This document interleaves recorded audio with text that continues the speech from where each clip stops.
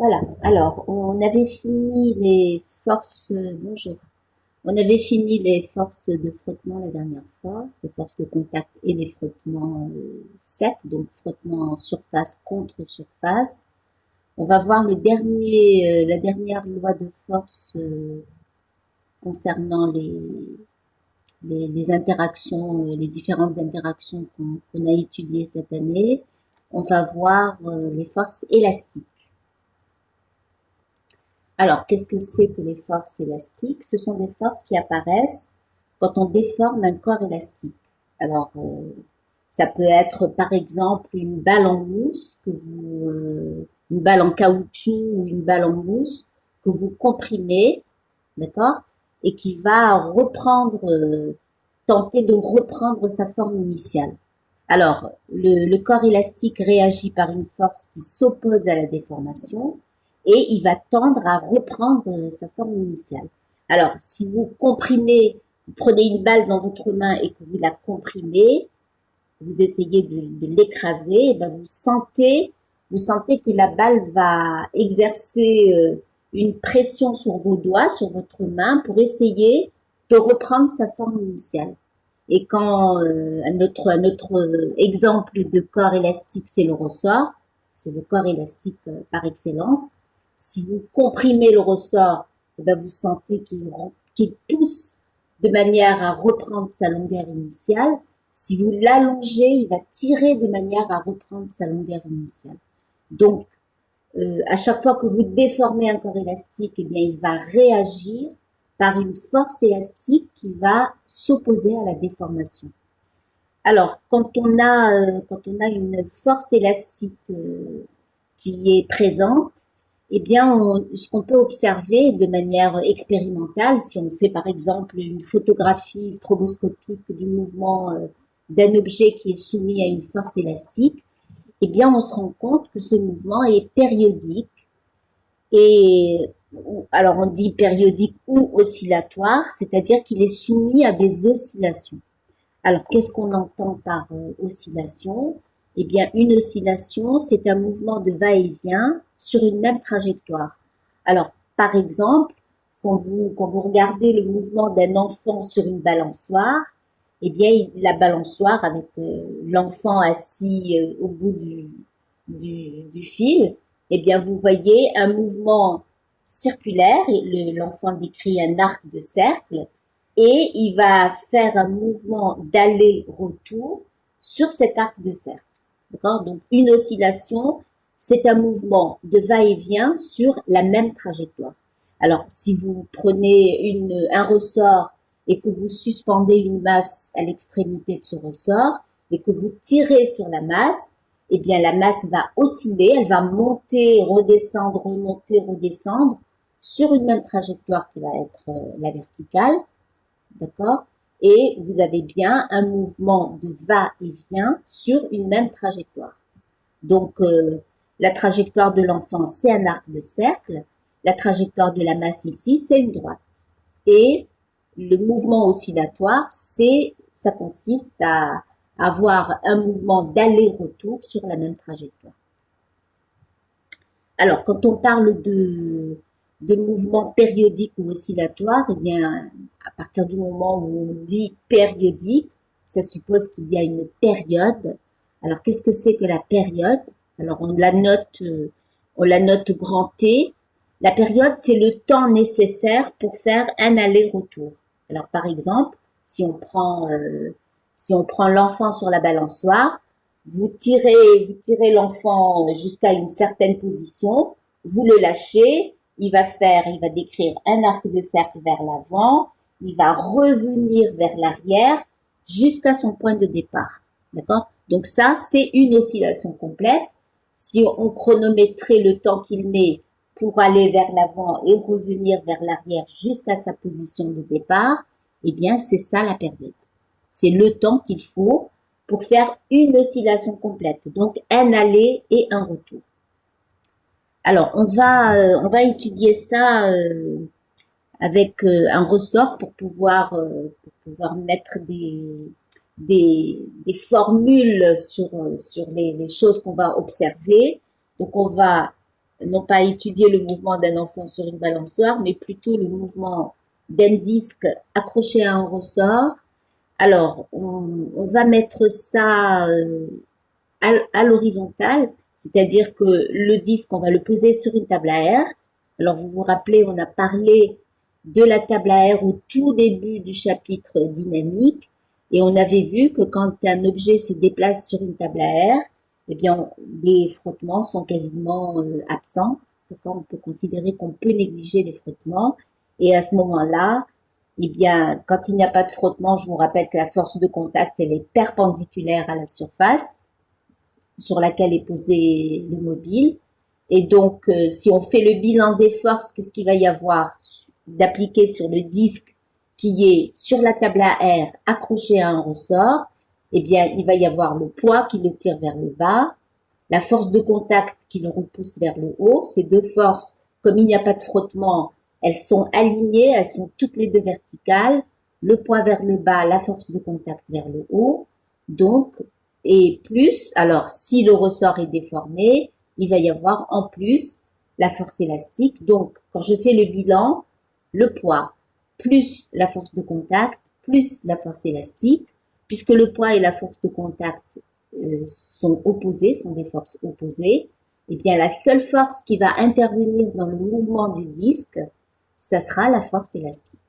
Donc c'est le meilleur moyen d'observer l'action de cette force élastique sur un objet, c'est d'étudier ça à l'horizontale de manière à ce que le poids soit neutralisé par une autre force. Alors, quand on étudie ce mouvement, ben, si on fait une photographie stroboscopique, eh bien, on se rend compte que le mouvement est rectiligne sinusoïdal. Alors, sinusoïdal, ça veut dire quoi? On dit aussi mouvement harmonique. Alors, ça veut dire quoi? Ça veut dire que toutes les grandeurs cinématiques, donc la position, la vitesse, l'accélération, ces trois grandeurs vont être des fonctions soit sinus, soit cosinus. D'accord? Vous vous rappelez, vous avez étudié le sinus et le cosinus en maths. Ce qui les différencie, c'est qu'ils sont déphasés. D'accord? Il y a une des deux fonctions qui est en avance sur l'autre. Donc, c'est quasiment la même fonction. Quand on parle de mouvement rectiligne sinusoïdal, on peut aussi écrire la position avec une fonction cosinus. Alors, qu'est-ce qu'on va avoir comme expression pour la position? Eh bien, on va avoir alors OM égale XI et X, eh bien, ça sera une fonction sinusoïdale. Alors, ça sera A cosinus oméga t. D'accord? Alors, qu'est-ce que ça veut dire? Ça veut dire qu'à t égale 0, le cosinus vaut 1.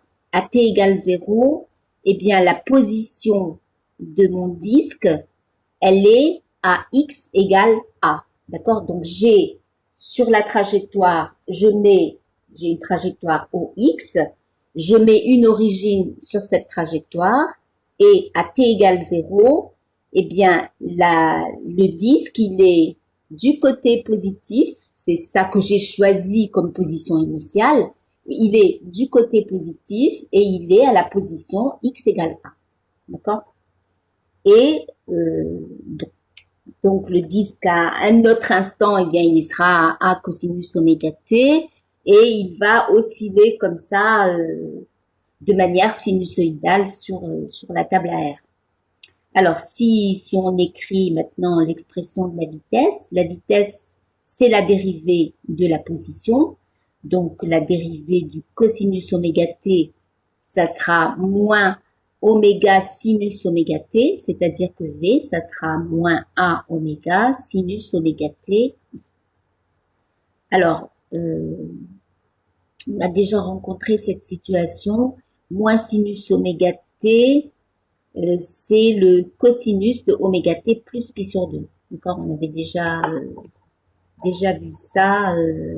On peut voir ça, on peut considérer oméga t comme un angle. Hein, d'accord? Donc, je vous rappelle le cercle trigonométrique, d'accord, avec les deux axes.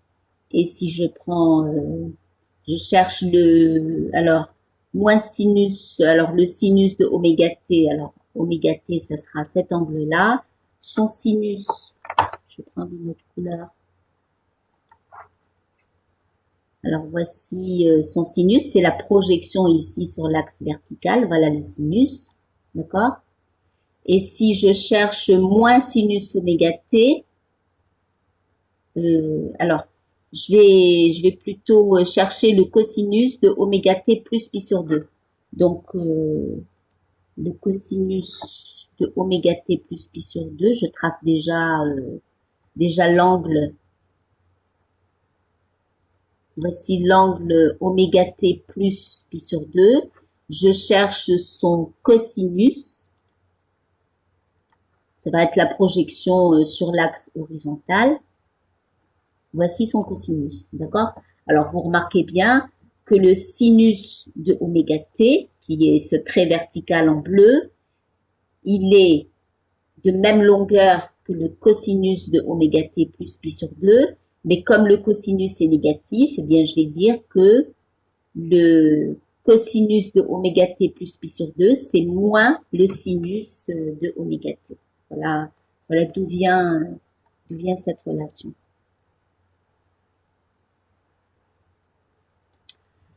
Alors, pour ce qu'on vient d'observer déjà, c'est que la vitesse va être en avance d'un quart de période par rapport à la position.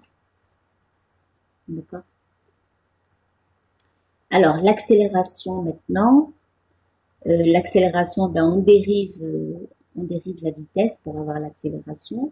Donc, je vais avoir la dérivée de sinus oméga t, c'est oméga cosinus oméga t. Donc, j'avais déjà un oméga, donc ça va me faire moins a oméga carré cosinus oméga ti. Et vous reconnaissez ici le a cosinus oméga t, d'accord? Ces deux termes-là, eh bien, c'est x. D'accord? Donc, je peux dire que A, c'est moins oméga carré xi, et xi, c'est OM. Donc, l'accélération va être à chaque fois opposée à la position, c'est-à-dire que si la position est positive, l'accélération est négative, et vice-versa.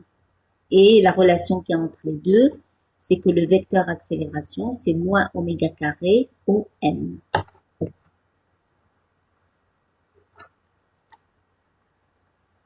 Alors, la relation fondamentale de la dynamique, eh bien, quand j'ai une force appliquée à une particule, eh bien, j'écris que cette force est égale à ma. Alors, je vous rappelle que je ne tiens compte que de la force élastique parce que le poids et la force de contact se compensent.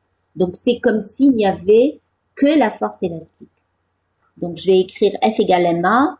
MA, alors A, j'ai dit que c'était moins oméga carré au M, ce qui me donne la force égale à moins M oméga carré au M.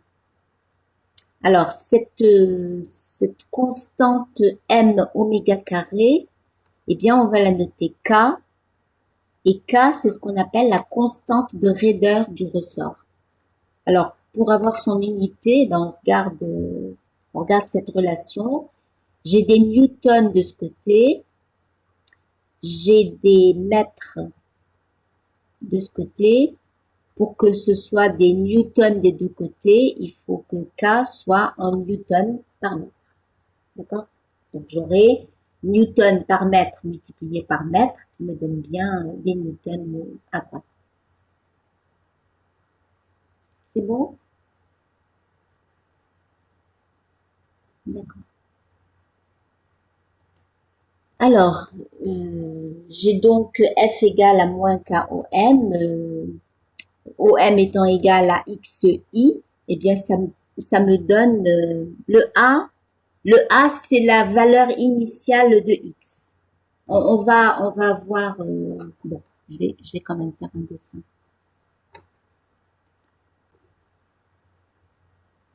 Alors, voici voici mon axe X, d'accord? Voici mon origine O et mon axe OX, d'accord?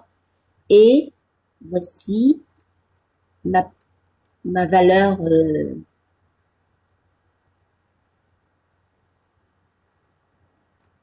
voilà, ma valeur X égale A, d'accord? C'est une valeur particulière. Si vous voulez, c'est X0, d'accord? Je pourrais l'appeler X0 au lieu de l'appeler A. Et mon ressort, il est comme ça,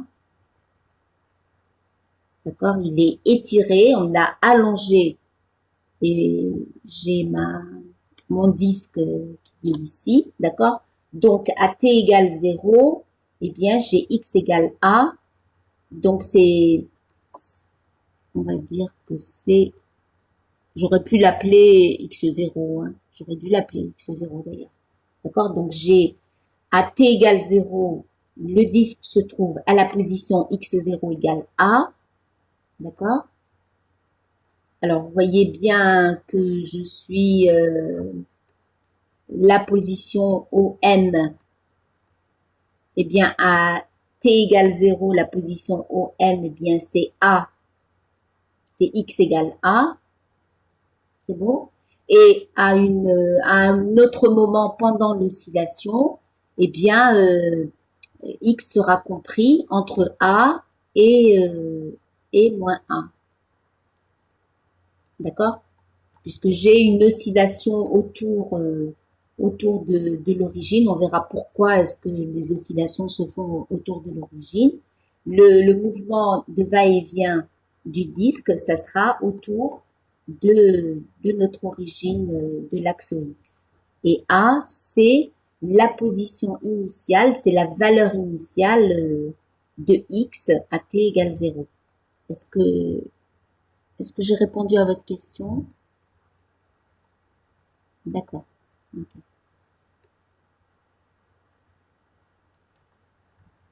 Alors, si vous écrivez la force en mettant la mesure F égale la mesure algébrique de la force multipliée par le vecteur unitaire I, OM, j'écris que c'est X multiplié par le vecteur unitaire I, ce qui fait que j'ai le vecteur unitaire qui apparaît des deux côtés et je vais pouvoir écrire une relation entre les mesures algébriques.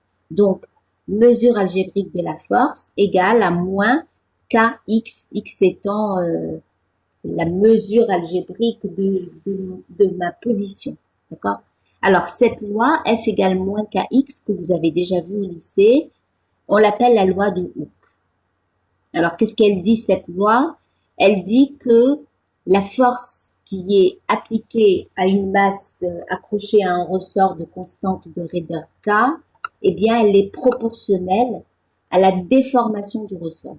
D'accord? Soit l'allongement du ressort, soit la compression du ressort. Alors, on dit que F est une force de rappel. Elle agit de manière à accélérer la masse vers la position d'équilibre, c'est-à-dire la position où la force est égale à 0. Alors, je vais quand même faire un dessin pour que vous voyez cette notion de force de rappel. Donc, voici la position où la force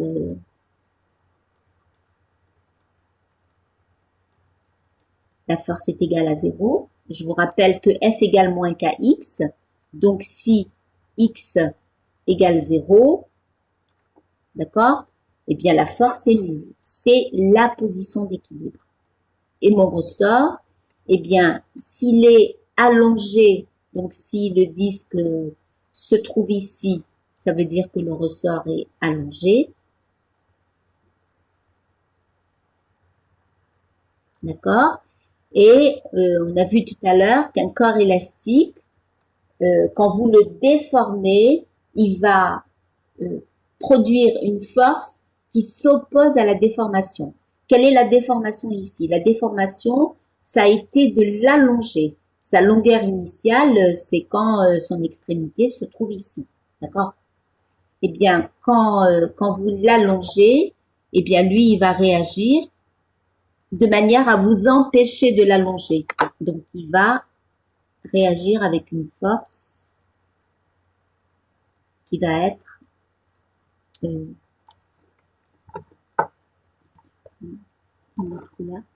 il va réagir par une force. Bon.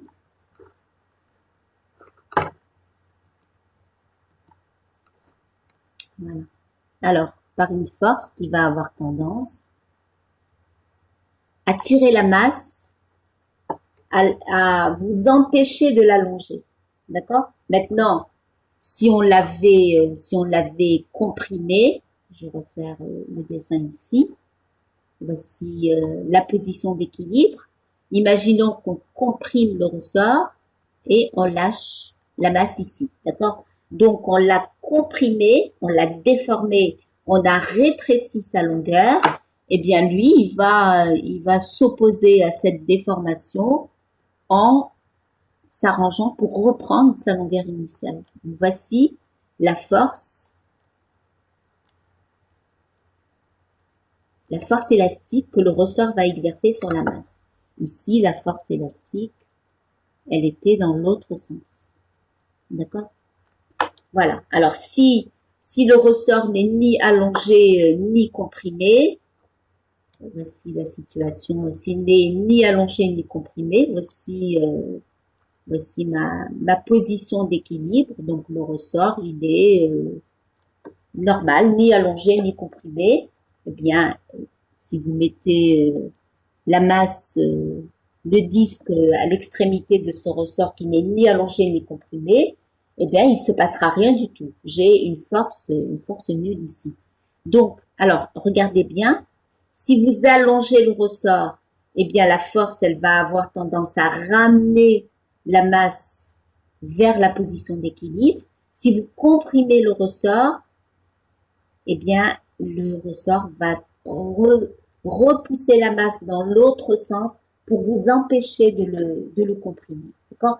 À chaque fois que vous déformez le ressort, eh bien, le ressort, il va s'opposer à la déformation. Vous l'allongez, il va se rétracter. Vous le comprimez, il va se détendre. D'accord? Et ce que vous remarquez, c'est que la force, elle est toujours orientée vers la position d'équilibre. C'est pour ça qu'on parle de force de rappel. D'accord? Parce que elle va toujours rappeler la masse, elle va rappeler l'objet vers sa position d'équilibre. Est-ce que c'est clair? Alors, j'ai vu qu'il y avait une question.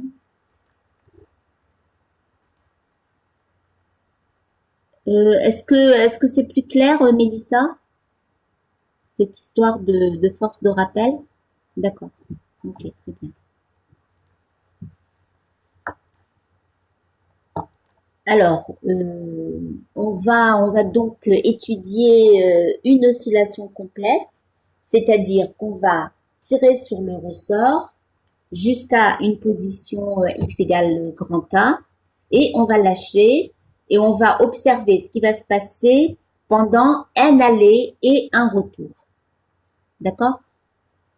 Alors, pour ça, eh bien, on va représenter pour une période la position, la vitesse et l'accélération. D'accord? Alors, je vous rappelle que la position, on l'a écrite sous la forme A cosinus oméga t. D'accord? Vous savez que le cosinus est une fonction périodique qui a pour période 2π. Donc, si je mets oméga en facteur, je vais avoir t ici. D'accord? Et de l'autre côté, eh bien, si je mets oméga en facteur, je dois écrire, pour faire ma mise en facteur, je dois avoir 2π sur oméga. Il manque une étape ici. Hein. Je vais la rajouter. Alors, ici, l'opération que j'ai faite, c'est la suivante. J'ai écrit que c'est A cosinus oméga, alors facteur de t, plus, Alors, vous avez remarqué que dans 2pi, il n'y a pas le facteur oméga. Donc, je vais dire que c'est 2pi sur oméga. C'est bon? Je refais mon opération. Cosinus oméga t, d'accord? À l'intérieur de la parenthèse, j'ai oméga t plus oméga sur 2 multiplié par 2pi sur oméga, ça me donne bien 2pi. C'est bon? Eh bien, ce temps-là, alors, c'est pas un angle, hein. Oméga n'est pas un angle, oméga est une pulsation. Alors, qu'est-ce que c'est qu'une pulsation? Eh bien, c'est une sorte de correspondance avec ce que serait un mouvement circulaire qui aurait la même période, c'est-à-dire un mouvement circulaire pour lequel je vais faire un tour complet en un temps qui est égal à la période. Eh bien, la vitesse angulaire de ce mouvement circulaire uniforme, c'est le correspondant, si vous voulez, de cette pulsation. Ce n'est pas un angle. Hein. Ce qui est un angle, c'est oméga t, d'accord? Voilà la correspondance qu'on peut faire. Hein. J'ai un mouvement circulaire uniforme. Voici mes... Je vais mettre des axes au X. Bon.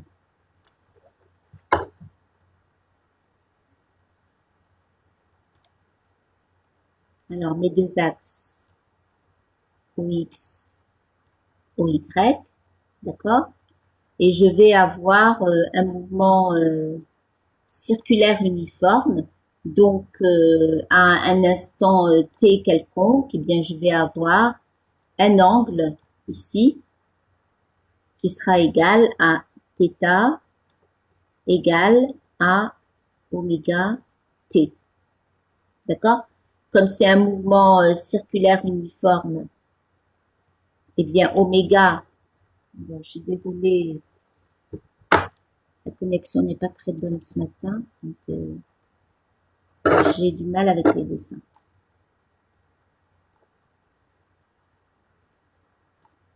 Alors, voici mon angle θ, d'accord? Puisque c'est un mouvement circulaire uniforme, eh bien, je peux dire que θ est égal à oméga t, et oméga, c'est la vitesse angulaire de l'objet qui se déplacerait sur ce cercle. Eh bien, il se trouve que quand vous cherchez la projection,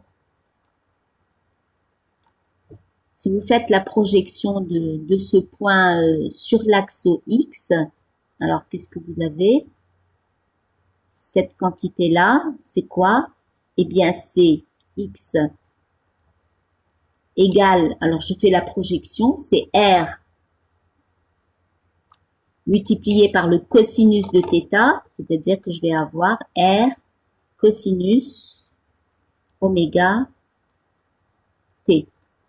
D'accord? Alors, regardez bien ce qui va se passer au fur et à mesure que l'objet se déplace sur le cercle, eh bien, sa projection sur l'axe X, elle va avoir un mouvement rectiligne sinusoïdal. Si je suis à une autre position, je suis quelque part, disons, quelque part ici, d'accord? Bon, j'abandonne. Quand vous avez bien vu que quand l'objet se déplace sur le cercle, d'accord, s'il est quelque part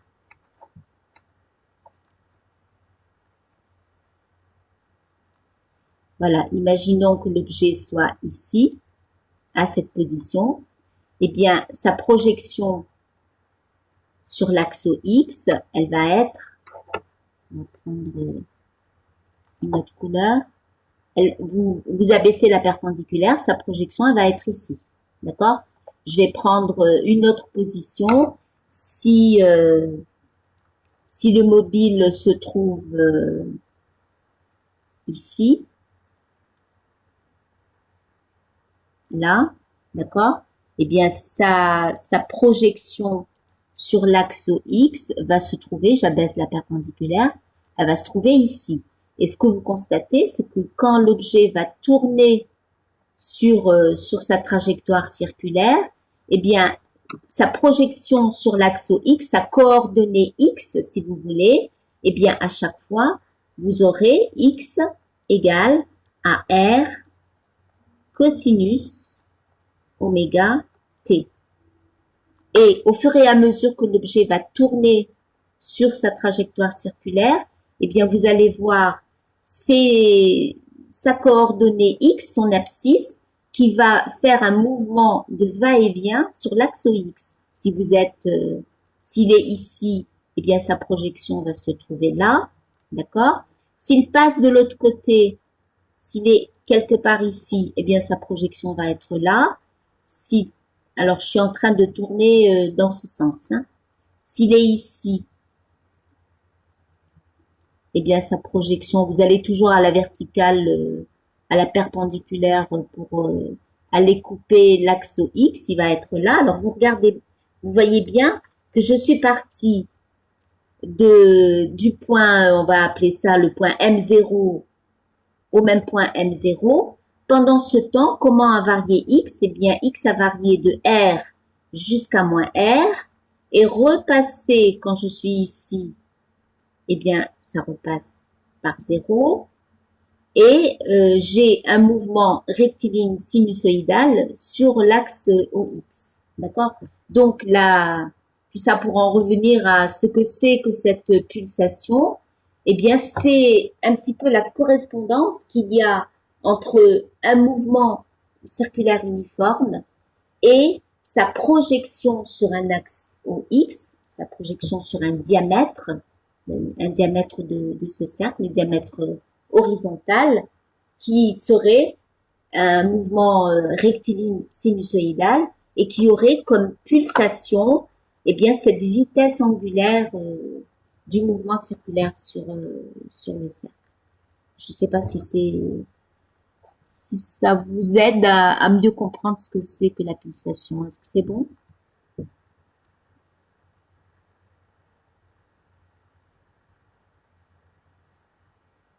Bon,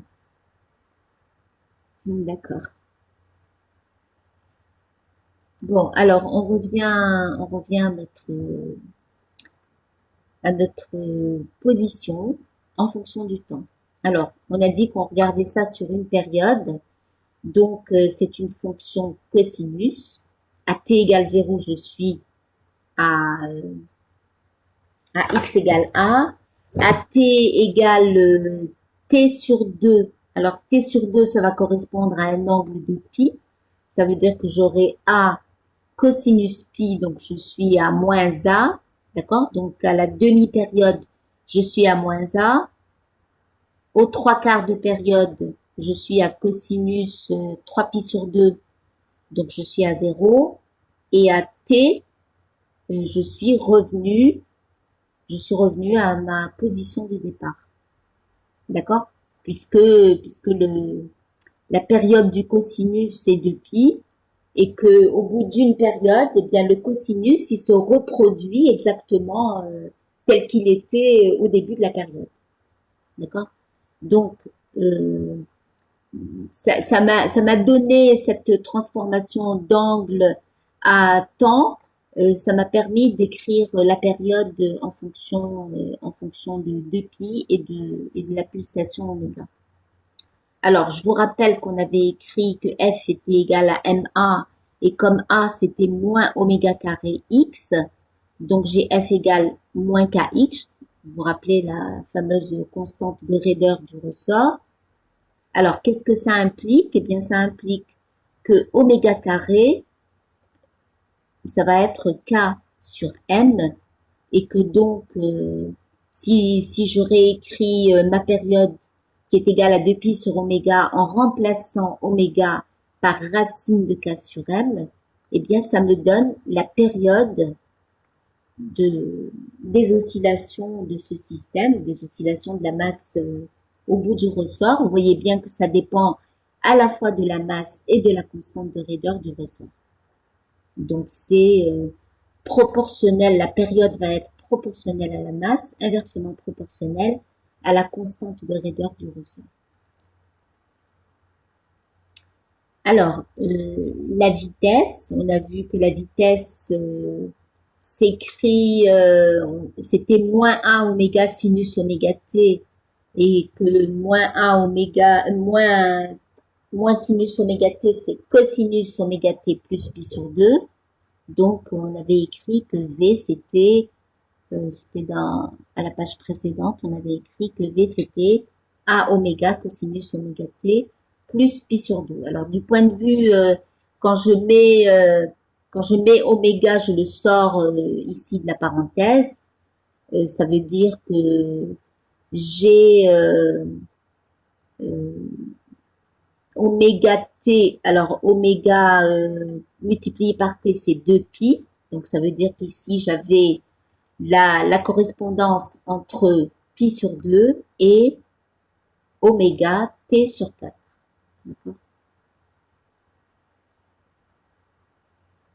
Alors, ça veut dire quoi? Ça veut dire que la vitesse est en avance d'un quart de période par rapport à la position. Alors, on regarde. Ça veut dire quoi être en avance? Ça veut dire passer par 0 un quart de période avant. Alors, on regarde bien. La position passe par 0 à t sur 4. Eh bien, un quart de période avant t sur 4, c'est t égale 0. Donc, j'ai ce passage par 0 qui est fait un quart de période plus tôt pour la vitesse. Alors, je passe par un minimum à t sur 2. Si pour la vitesse, ça doit se passer un quart de période plus tôt, eh bien, ça va passer à t sur 4. Et ainsi de suite. Ce passage par 0, il se fait à 3t sur 4. Eh bien, pour la vitesse, il va se faire un quart de période plus tôt, donc à t sur 2. Et ainsi de suite. D'accord? Donc, tout est décalé dans le temps d'un quart de période. Tous les événements pour la vitesse, donc le passage par un maximum, par un minimum, par 0, tous les événements se font un quart de période plus tôt pour la vitesse que pour la position. Alors, pour l'accélération, on avait trouvé cette relation. A, c'était moins A oméga carré X. Donc, si pour une période X a cette forme-là, eh bien, pour l'accélération, sur la même période, l'accélération va avoir cette forme-là. Alors, attention à une chose, c'est que la position, elle va varier entre A et moins A. La vitesse, elle, va varier entre A oméga et moins A oméga. Et l'accélération va varier entre A oméga carré et moins A oméga carré.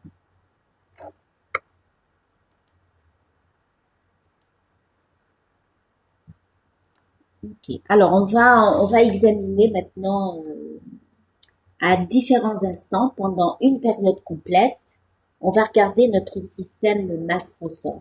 D'accord? Alors, je suis à la position à t égale 0, d'accord? Voici mon instant. J'ai dessiné la situation. On est dans quelle situation à t égale 0? On a tiré sur le ressort et on a lâché la masse sans vitesse initiale. Donc, j'ai ici une vitesse nulle, d'accord? Je suis à x égale a. Alors, je vais regarder mes courbes. Donc, à t égale 0, je suis à x égale a. Je suis à v égale 0. Et je suis à a égale à moins a oméga carré. D'accord? Donc, mon accélération, elle vaut moins oméga carré a. Si je multiplie par m pour avoir la force, je vais avoir la force égale à moins m oméga carré a, c'est-à-dire moins k a. Alors, que veut dire ce signe moins? Ce signe moins, il veut dire que la force a une mesure algébrique négative. Ça veut dire que sur mon axe X, si je mets un vecteur unitaire I pour donner le sens positif, eh bien, la force va être dans le sens négatif. Alors, on regarde notre disque. Donc, je l'ai symbolisé par ce petit rond, d'accord? Donc, on a trouvé qu'on était à la position x égale a, avec une vitesse nulle, et avec une force qui a une mesure algébrique négative qui vaut moins ka. Eh bien, ça veut dire que la force, voici mon vecteur unitaire i, hein, ça veut dire que la force, elle est dans le sens négatif. C'est bon? Alors, ma position x égale 0, j'ai mis ici que c'était la position d'équilibre. Alors, pourquoi position d'équilibre? C'est parce que à cette position, eh bien, la force est nulle, puisque le ressort ne sera ni allongé, ni comprimé. Euh, on considère que si je ne fais rien, si je n'allonge pas mon ressort, si je ne le comprime pas, si je le laisse à sa longueur à vide, eh bien son extrémité va se trouver à cette position d'équilibre. Donc la position d'équilibre, il faut se rappeler que c'est la position où la somme des forces est égale à 0. Donc ici, comme la seule force qui agit, c'est la force élastique, eh bien ça veut dire que à cette position d'équilibre, la force élastique est égale à 0.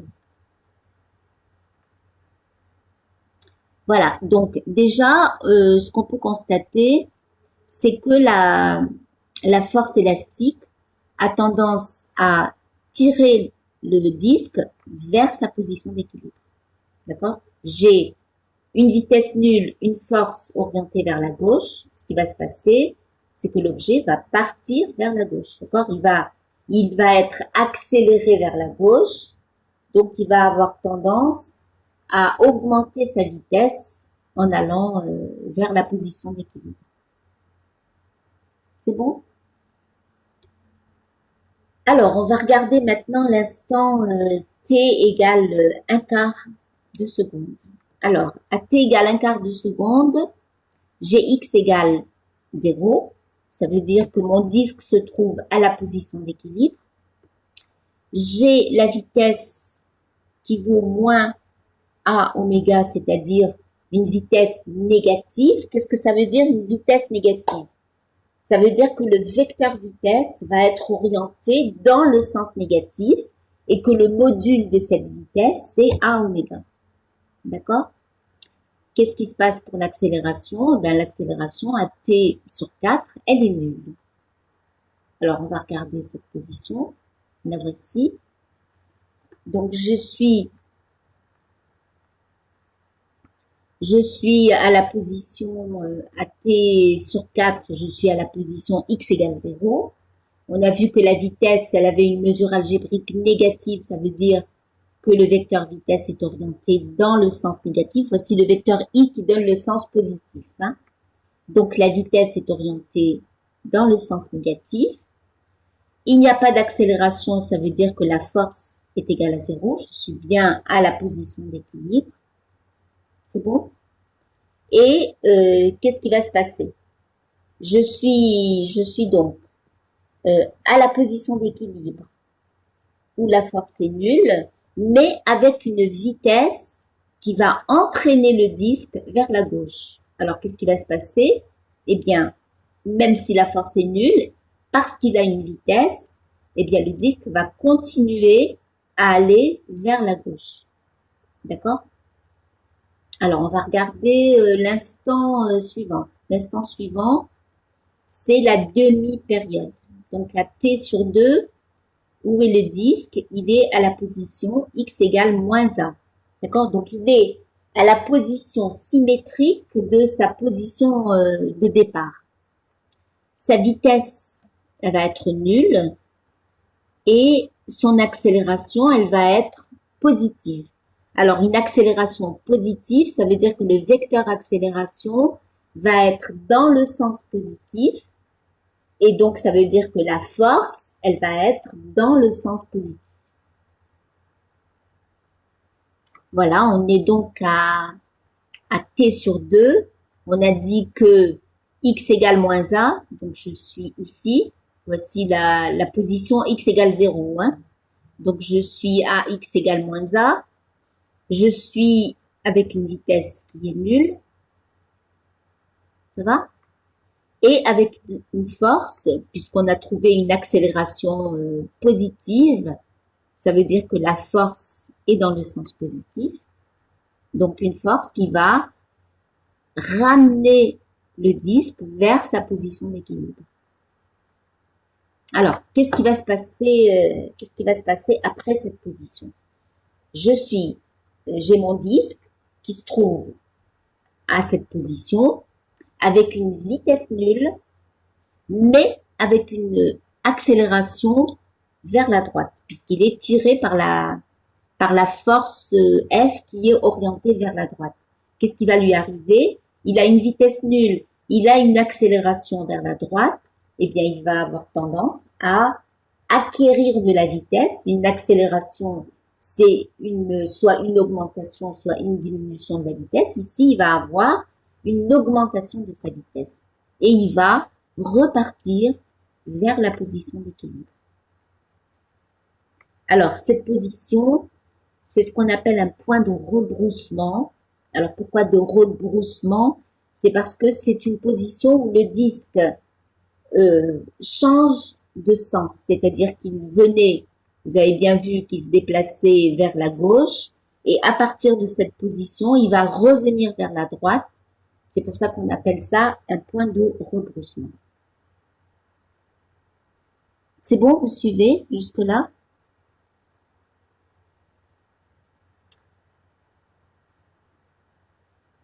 D'accord. Alors, on va continuer. On était à l'instant t sur 2. Hein.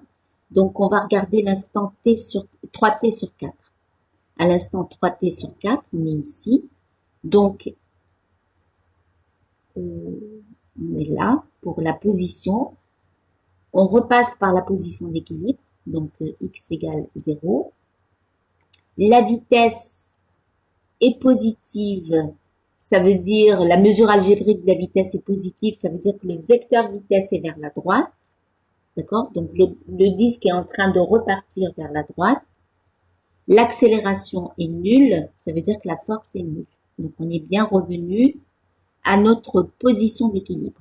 Alors, voilà, à l'instant 3t sur 4, donc je suis revenu à x égale 0 avec une vitesse positive, donc le vecteur vitesse est orienté vers la droite, et une accélération nulle, puisque je suis à la position d'équilibre et que la force est nulle à x égale 0.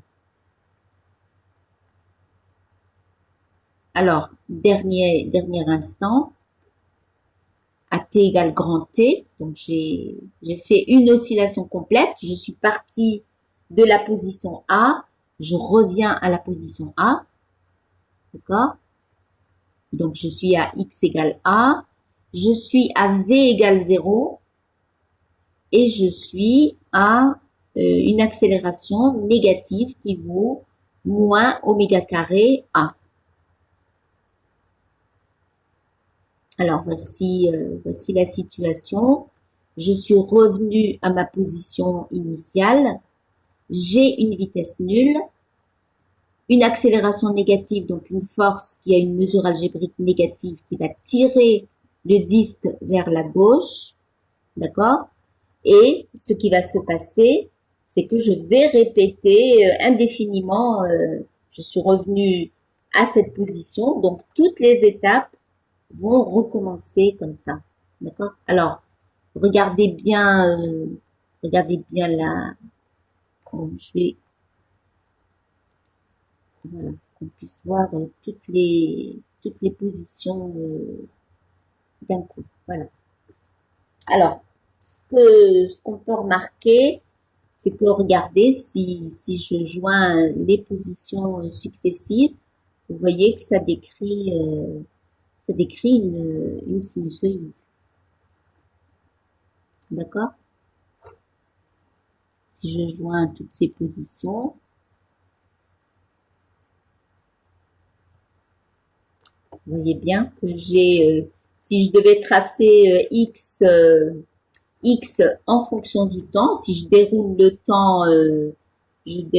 temps dans ce sens-là. Voici le temps, d'accord? Voici x. Ça va? Vous voyez bien que j'ai x en fonction du temps qui est notre sinusoïde qu'on avait tout à l'heure dans le premier graphe x en fonction du temps.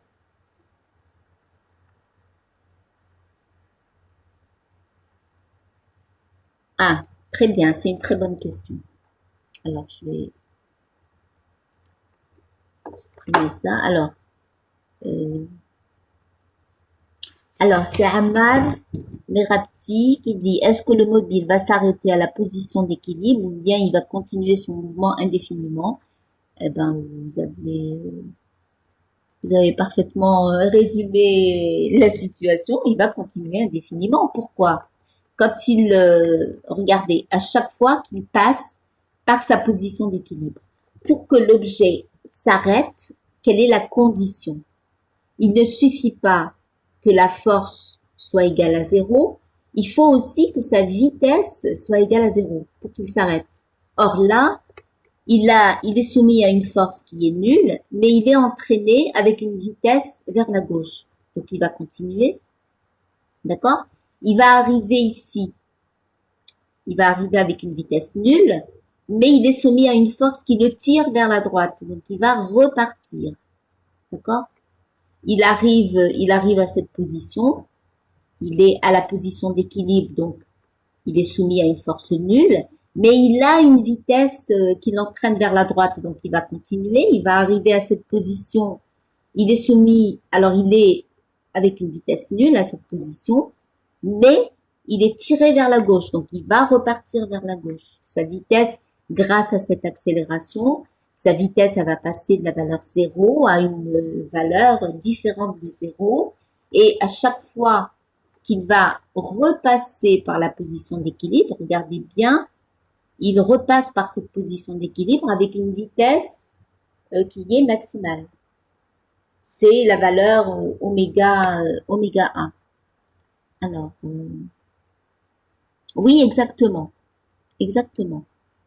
Alors, c'est Amir qui dit il doit y avoir une force de frottement pour qu'il s'arrête. Oui, bien sûr, il doit y avoir une force de frottement. Ce qui va se passer, vous savez que les frottements ne sont jamais complètement neutralisés. Donc, comme il y a malgré tout, un petit, un petit quelque chose du point de vue des frottements, ce qui va se passer, c'est que les oscillations vont perdre de l'amplitude et il va y avoir un moment où le disque va s'arrêter à une position quelconque. Voilà. Alors, les remarques qu'on peut faire, c'est que la force F, elle est toujours orientée vers la position d'équilibre. Regardez bien, si je suis ici, elle est orientée vers la gauche. Si le disque est là, la force est orientée vers la droite. D'accord? Donc la force est toujours vers la position d'équilibre, c'est-à-dire la position où la force est égale à 0. Alors c'est pour ça qu'on appelle ça une force de rappel. Alors d'un autre côté, qu'est-ce qu'on observe au point de rebroussement? Alors les points de rebroussement, c'est le point A et le point moins 1. X égale A et X égale moins 1. D'accord? Qu'est-ce qui se passe à ces points?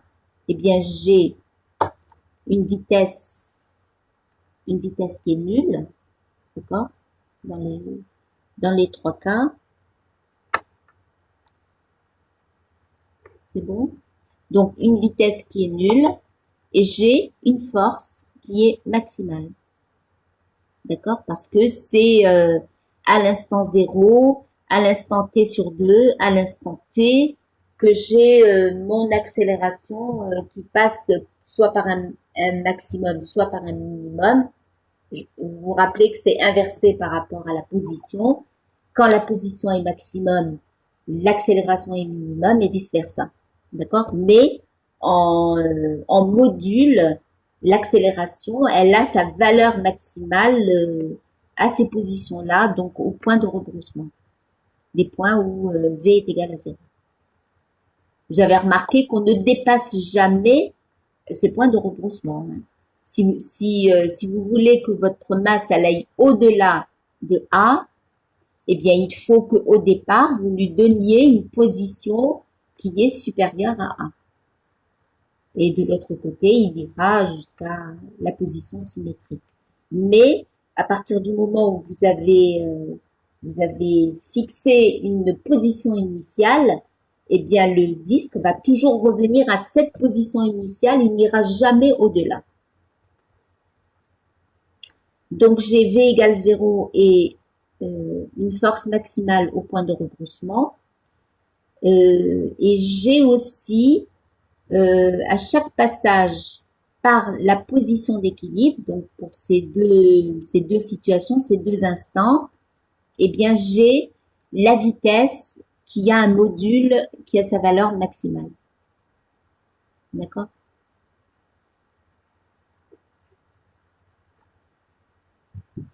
Est-ce que vous avez besoin de plus de détails pour ce schéma?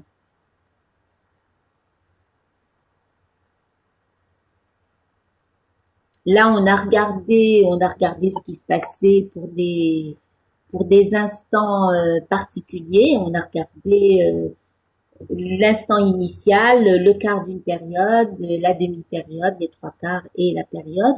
Mais on aurait pu aussi prendre des instants intermédiaires. Hein. Vous voulez qu'on regarde un instant intermédiaire, par exemple, entre t égale 0 et t sur 4? On voit ça? D'accord. Alors, on va choisir comme instant t sur 8. D'accord? Donc, quelque part ici. Donc, on va être ici pour x, on va être, on va dire,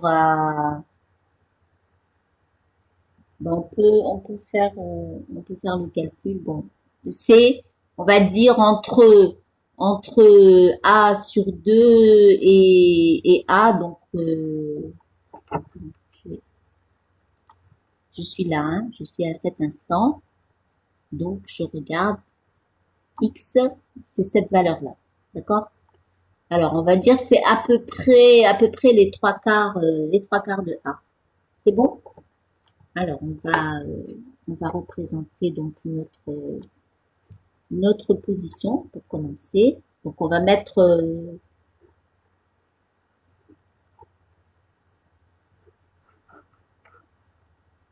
alors j'ai besoin, sinon ça va s'effacer, j'ai besoin d'avoir tout hein, d'un coup.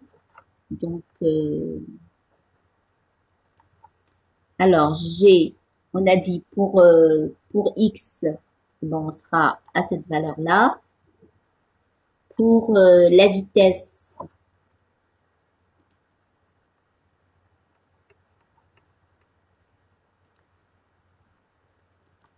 alors pour la vitesse, on sera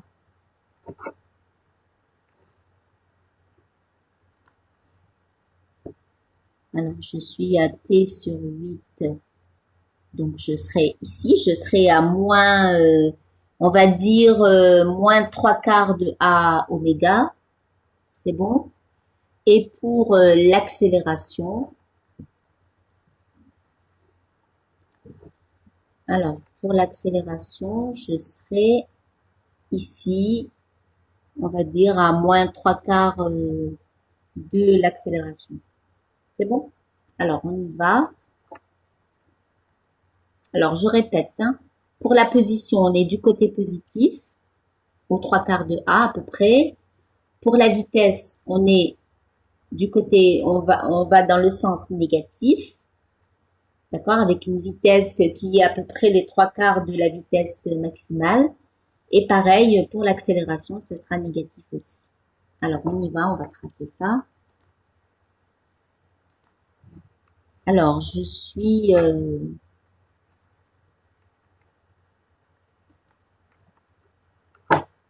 alors, je suis quelque part ici, hein, entre t égale 0 et t égale t sur 4, je suis à t sur 8. Donc, je vais représenter la position. Ça va?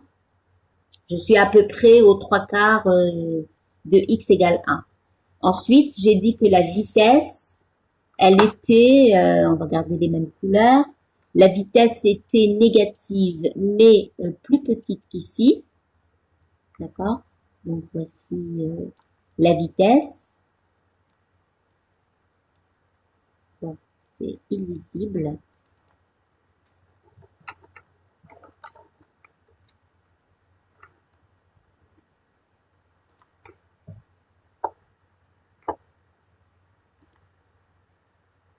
Alors, déjà, la position. On a dit qu'on était ici. D'accord?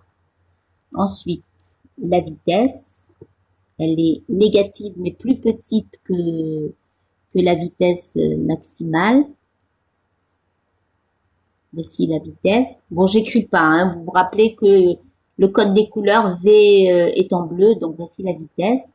Maintenant, l'accélération. Alors, j'avais pas représenté l'accélération, donc je vais représenter la force. D'accord? L'accélération, on avait trouvé que c'est ici, hein, c'est négatif. Et c'est à peu près les 3/4 du maximum que peut avoir la valeur de la force. Donc, je représente ça ici. Voici la force. D'accord?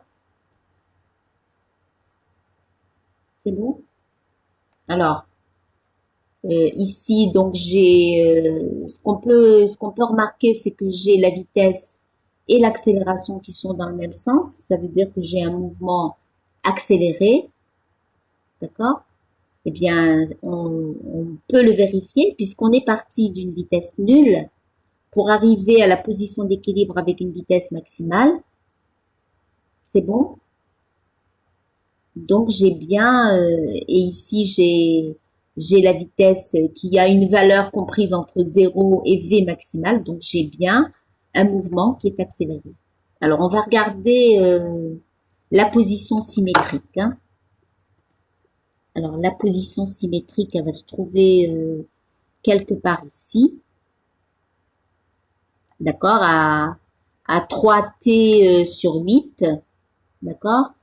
Je vais avoir la vitesse. Alors, je peux pas remonter, sinon tout s'efface. La vitesse, elle va être dans le sens positif.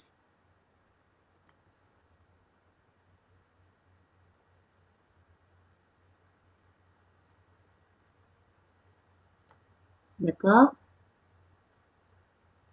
C'est bon? Et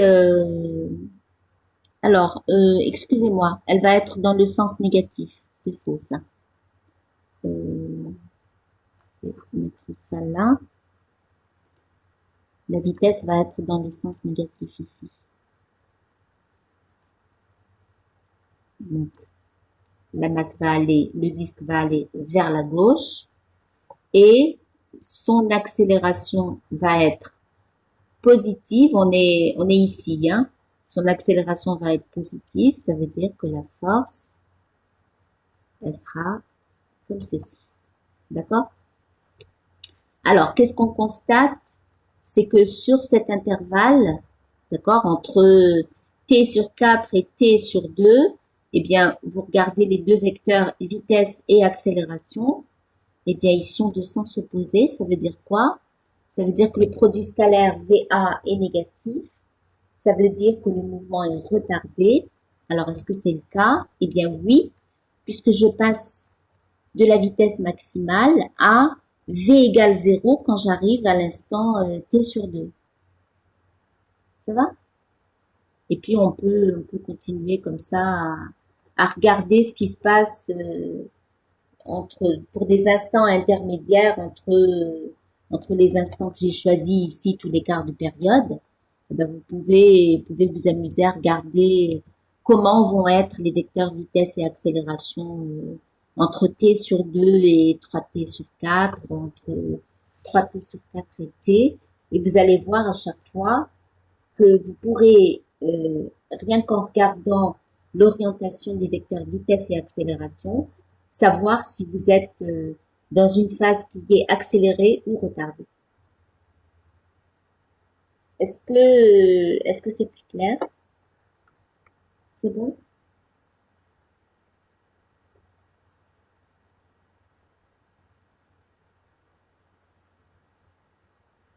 D'accord. Ok. Bon, bah, si vous avez besoin de faire une capture d'écran, j'attends un petit peu et sinon, je passe à la suite. C'est bon, je passe à la suite?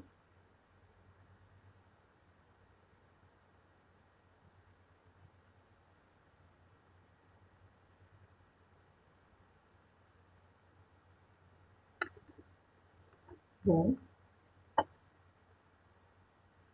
d'accord, ok. Alors, qu'est-ce qui va se passer? Ben, on a fini pour le système masse-ressort sur un plan horizontal, évidemment sans frottement. Je vous rappelle encore une fois, le détail très important, c'est que tout se passe sur une table à air, c'est-à-dire qu'il n'y a pas de frottement. D'accord? Alors, je passe maintenant à une autre configuration. C'est si mon système, au lieu d'être sur un plan horizontal, si j'accroche mon ressort en position verticale, c'est-à-dire qu'est-ce qui se passe si le poids intervient. D'accord? Ici, je vous rappelle que le poids avait été neutralisé par la force de contact exercée par la table.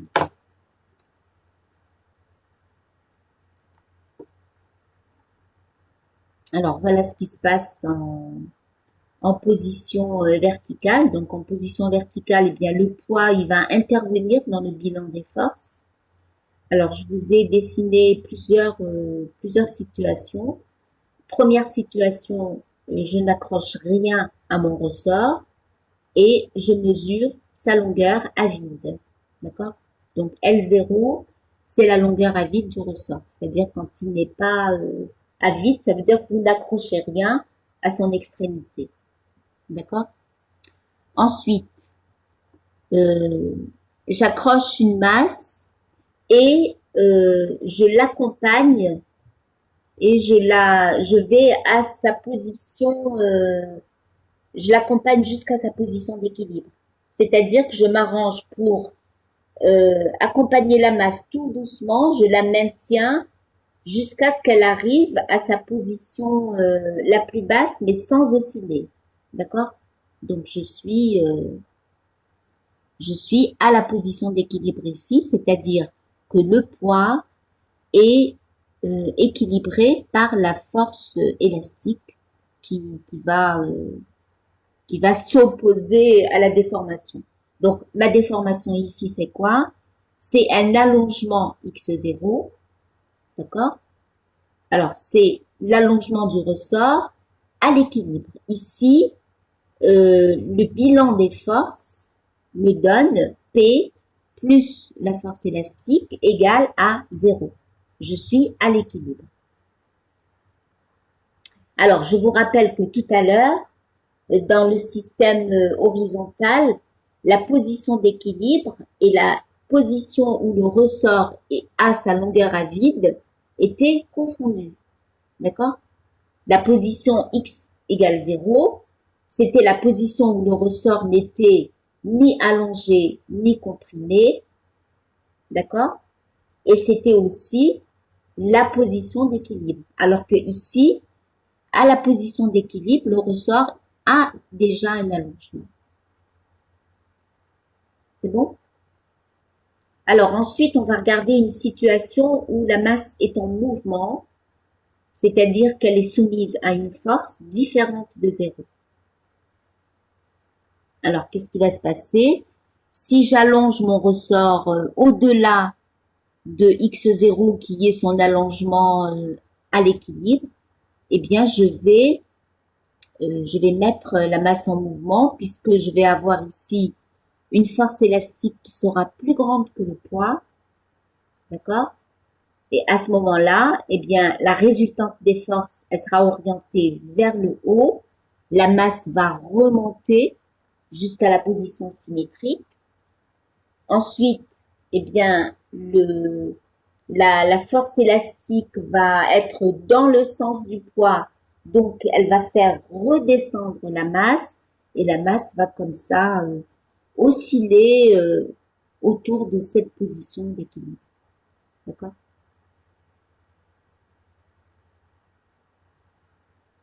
Alors, on écrit maintenant les équations. Donc, à cette position d'équilibre, eh bien, on écrit que le poids et la force élastique ont le même module. D'accord? Donc, si je mets un axe X orienté vers le bas, le poids va avoir une mesure algébrique positive et la force élastique va avoir une mesure algébrique négative. Donc, j'ai mg moins kx0 égale 0. Là, j'ai écrit que P plus FE égale 0 et je suis passée aux mesures algébriques de chacun des vecteurs. D'accord? Et pour un allongement X, eh bien, j'ai écrit que la somme des forces, donc mg moins kx égale à m multiplié par l'accélération. Alors, l'accélération, c'est la dérivée seconde de x. Donc, j'écris que mg moins kx, c'est m dérivée seconde de x par rapport au temps.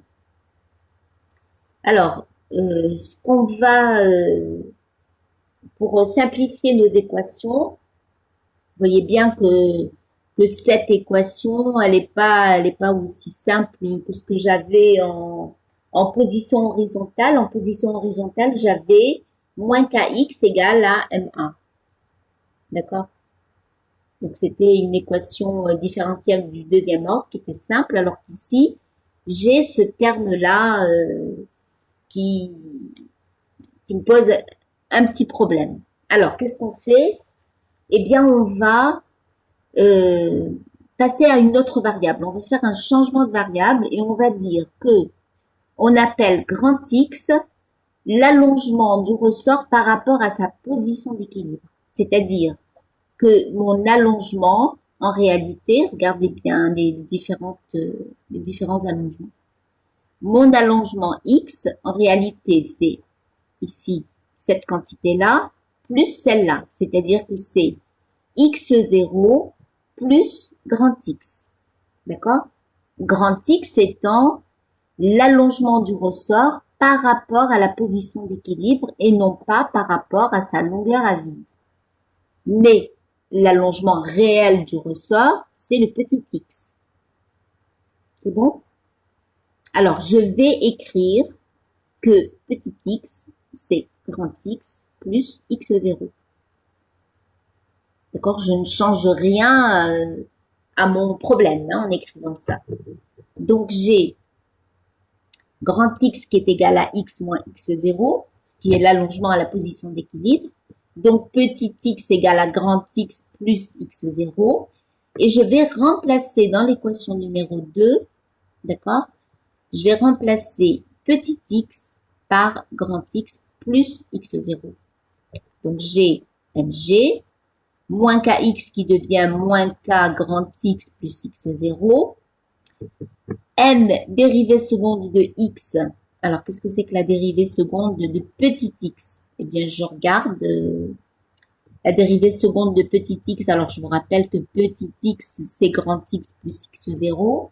Si je cherche la dérivée seconde de... Bon, je vais l'écrire pour pas tout mélanger. Alors, j'ai petit x égale à grand X plus x0. D'accord? Donc, je vais chercher la dérivée de petit x. Je vais l'appeler x point. D'accord? Ça va être égal à quoi? Eh bien, ça va être égal à la dérivée de grand X plus la dérivée de x0. Or, x0, c'est une constante. D'accord? Donc, je vais m'arrêter là. Si je cherche la dérivée seconde, je vais la noter x 2 points. d'accord? Eh bien, ça sera la dérivée seconde de, grand X. Donc, vous voyez bien que la dérivée seconde, le point c'est la dérivée première, les deux points c'est la dérivée seconde. D'accord? C'est pour éviter d'écrire trop de choses. Et donc, ma dérivée, de petit x, ma dérivée seconde de petit x par rapport au temps, eh bien, c'est aussi la dérivée seconde de grand X par rapport au temps. C'est bon? Alors, je continue. J'ai donc mg moins kx plus moins kx0. Donc, je peux regrouper mg avec moins kx0 et il me reste le moins kx. Et de l'autre côté, m, dérivée seconde de grand X par rapport au temps. Or, l'équation numéro 1, elle me disait quoi? Elle me disait qu'à l'équilibre, eh bien, j'avais P plus FE égale 0, c'est-à-dire mg moins kx0 égale 0. Eh bien, je remplace dans ma nouvelle équation 2, eh bien, je remplace mg moins kx0 par 0 et je me retrouve avec une équation qui ressemble à celle que j'avais tout à l'heure pour le système horizontal. Donc, j'ai m dérivée seconde de grand X par rapport au temps égale à moins k grand X. Alors, je peux faire passer tout du côté, j'isole la dérivée seconde. Donc, j'écris que la dérivée seconde de grand X par rapport au temps, c'est moins k sur m grand X, d'accord? Que je pourrais écrire sous la forme, je vous rappelle qu'on avait trouvé que oméga carré c'était k sur m, eh bien je peux écrire que la dérivée seconde de grand X par rapport au temps, c'est moins oméga carré grand X. C'est une équation différentielle du second ordre qui a des solutions qui sont connues et qui sont de la forme x égale a cosinus oméga t. Et on voit bien que cette équation, elle correspond à des oscillations de la masse autour de la position d'équilibre. C'est bon? Alors, il se passe exactement la même chose euh, pour le système à l'horizontale. La différence entre les deux, c'est que sur la position horizontale, eh bien j'ai la position de la longueur à vide du ressort qui est confondue avec la position d'équilibre. C'est aussi la position où f égale 0, alors que ici la position à vide ne correspond pas à la position d'équilibre. D'accord? Vous voyez bien que quand je suis à la position à vide, si je devais dessiner ce qui arrive à la masse, si je mettais une position intermédiaire ici, à la position, ce serait plutôt une position qui serait représentée plutôt par là. Quand on remonte à la position à vide, ben on n'est pas à la position d'équilibre. C'est-à-dire que ici, si on devait dessiner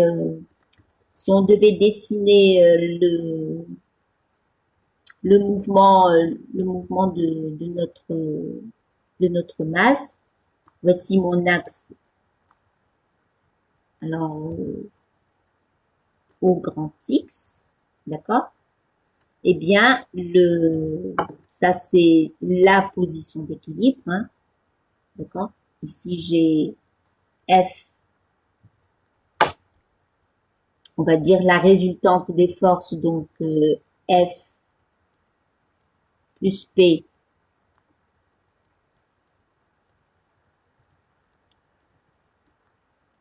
égale 0, d'accord? Donc je suis à la position d'équilibre et je vais osciller entre une position une position A,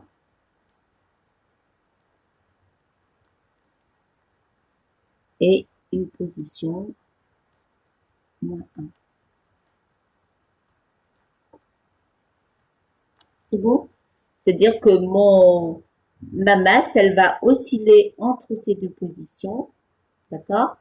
Et je vous rappelle que la position de la longueur à vide, elle est quelque part ici, mais comme elle coïncide pas avec la position d'équilibre, c'est une position comme une autre, quoi. Elle a aucun caractère particulier, cette position quand le ressort a sa longueur à vide. Donc ça va, le ressort va être ici allongé, de ce côté, il va être comprimé, et ainsi de suite. D'accord? Donc, la masse va osciller entre ces deux positions, mais c'est des positions qui sont symétriques, non pas par rapport à la longueur à vide du ressort, par rapport à l'extrémité du ressort quand il a sa longueur à vide, mais plutôt par rapport à la position d'équilibre quand le poids compense la force élastique. Voilà.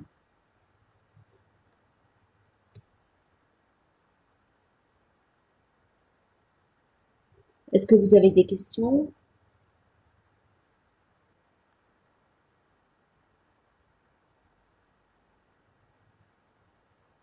Alors, je veux pas commencer l'énergie. D'accord. On la commencera la semaine prochaine. D'accord. Alors, la semaine prochaine, je vous rappelle qu'on fait un cours de 2 heures, donc on commencera à 9 heures. D'accord. On essaiera d'avancer dans le chapitre énergie. Voilà. Je vais arrêter.